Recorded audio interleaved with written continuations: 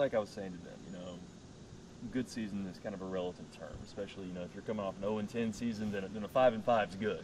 Right. But how have y'all used last season as motivation getting ready for 2015? I think the biggest thing is with some of the young guys coming back, defensively having more starters coming back on the defensive side of the ball. I think that our motivation is we saw in some of the games, especially after week 5, we felt like we were in some ball games that we should have won. We let them squeak away right there at the end.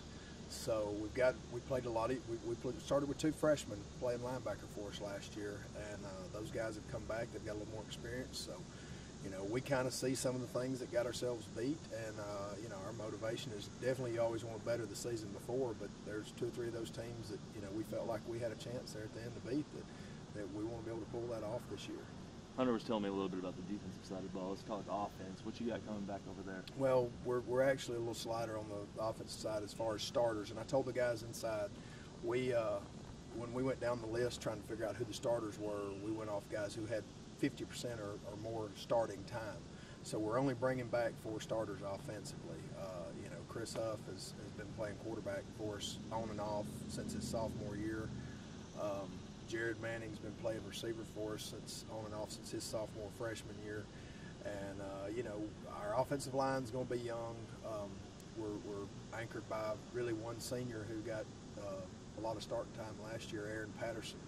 But we've brought some guys over. Reed Murphy, who plays nose guard for us, he's coming over and getting some playing time offensively. And we've got 2 or 3 sophomores that's got to step it up. We plan on them helping play, and one junior playing tackle that got a little starting time there towards the end of the year last year. So I think our, as far as offensively, our strong point is with Chris obviously coming back, we'd like to be able to throw the ball and feel like anytime we need to throw the ball, that's our strong suit.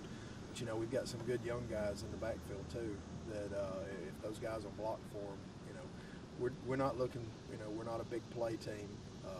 We want to hold the ball and work it down the field, and I think anytime, we can get in an 8 or 10 play drive and we get in a rhythm, we do well. So, we're not going to come out and try to first strike you and go for a touchdown right off. And usually, as the season went on, we always seem to have started out a little bit slow, but once we got in a rhythm offensively, we moved the football.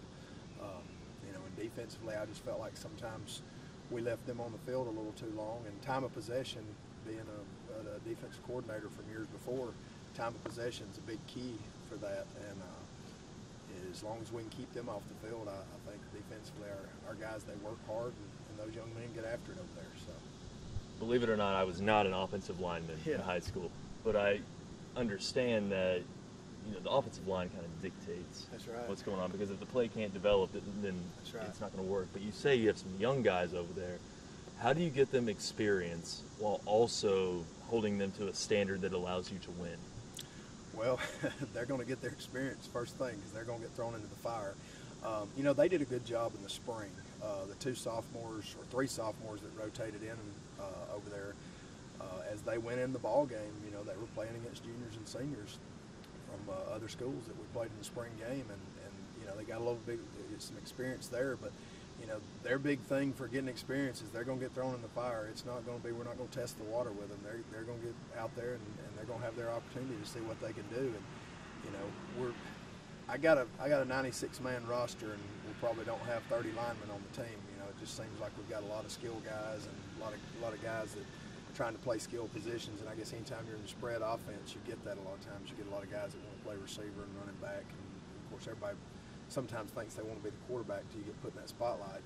But they just got to grow up early, and I'm not saying grow up, they're not that they're immature. They just got to grow up and catch up to the speed of the game. And I think if they grow early and this team grows early, I think we can give some people some problems down the road.